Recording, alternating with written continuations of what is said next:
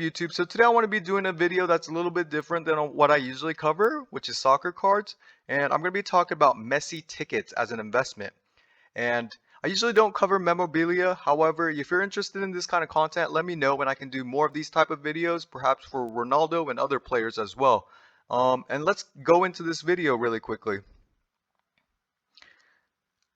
I've been watching a lot of YouTubers talking about ticket investment, not just in the soccer market, not necessarily in the soccer market. Most of it I see is on like NBA and football, American football. However, I believe that this will translate over to the soccer market as well because soccer is the biggest sport in the world.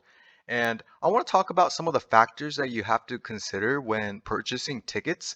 And one, it's easier to estimate the PSA pop, and I'll be discussing that in detail further. And then number two, it's relatively similar to cards. The size, the shape, the weight, it's very similar to cards in general. So that's why I kind of like these tickets. And then in the ticket world, we have this concept called debut tickets, which is very similar to the RC or rookie card concept within cards. And I'm going to be breaking it down in the next couple slides. So let's talk about estimating PSA pop.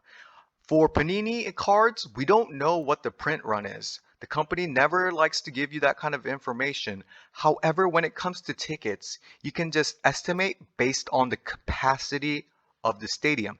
So I'm going to be doing Barcelona, for example. Barcelona Camp Nou has about 100,000 seats. So you can expect there to be about 100,000 tickets, as well as Monumental Antonio Libertari. That's the largest stadium in Argentina. It has about 70,000 seats. So right off the bat, we know what the print run is, right? And now we have to consider scarcity here.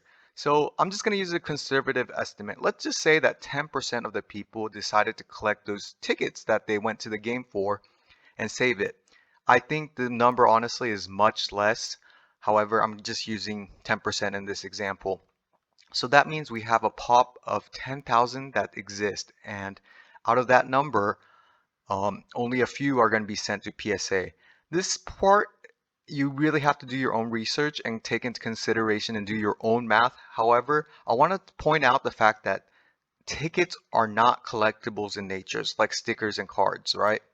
Like, when's the last time you went to a show, a movie, a flight, and saved the actual ticket? Because I don't do that. I'm not sure. So I believe that the actual existing count is much less than 10%. But once again, you have to do your own research when it comes to it. But use the stadium capacity as the basis of your theory. Next, like I said earlier, why I like tickets rather than other memorabilia, like compared to other like more bulky memorabilia such as jerseys, balls, and helmets, is the fact that these are very similar to cards. Not only is the weight, thickness, and the size almost the same like a card, but the grading, it almost looks the same. So I do really like the fact that it's very similar to cards, and I believe that a lot of people from cards would eventually translate it over to the ticket collecting side as well. Now I want to talk about the two type of tickets that you should be focusing your attention on, and that's debut tickets, and this is just something I'm calling it, but parallel tickets. Parallel as in like parallels like that you see in cards. And for debut tickets, it works similar to RC and cards. However, you have to really consider like what debut means, right? It doesn't just mean for club, it can mean for Barcelona debut, it can mean Argentina debut, Champions League debut, Copa America debut. So there's a lot of times that a player can make their debut. So you really have to take into consideration. However, I believe that the true rookie will be the Barcelona debut for Messi. Already that one's extremely expensive, though, so that's why I believe that it's going to be the true rookie. However, I believe that other alternative rookies are still very cool, like Champions League debut and Copa America debut. Now, on the other hand, there's other tickets that aren't from his debut, but they have historic factors. For example, did he score a hat trick in the game? Was it his 100th cap for Barcelona? Was it a year that Barcelona won La Liga? So you have to take into a lot of consideration and you have to do a lot of research on the specific day in the game because that's where the value will be derived from when it comes to tickets that are not part of their debut seasons. And now I want to cover some significant tickets that I see on eBay. One thing I want you guys to take into consideration is the fact that there's not multiple sales on this. So the eBay price here that I'm going to be listing, it's not going to be very accurate. It's just what's happened in the past. But like I said, there's not multiple comps, so it's not the most reliable number. So just take that into consideration. But the first one that we're going to be covering is the first goal for Argentina. And this was in January 3rd, 2006 versus Croatia. And on eBay, this ticket sold for $300. Next, I want to be talking about his Copa America debut, which was in 2007 versus USA. And this ticket sold for $150 on eBay. Next is his Champions League debut against Shakhtar Donetsk. I'm sorry if I just butchered that. But this was from 2004, and this is probably your most reasonable in terms of pricing. This is only $50, and I actually own one of these. And then his World Cup debut ticket in 2006 versus Serbia and Montenegro. And this ticket was sold for about $80.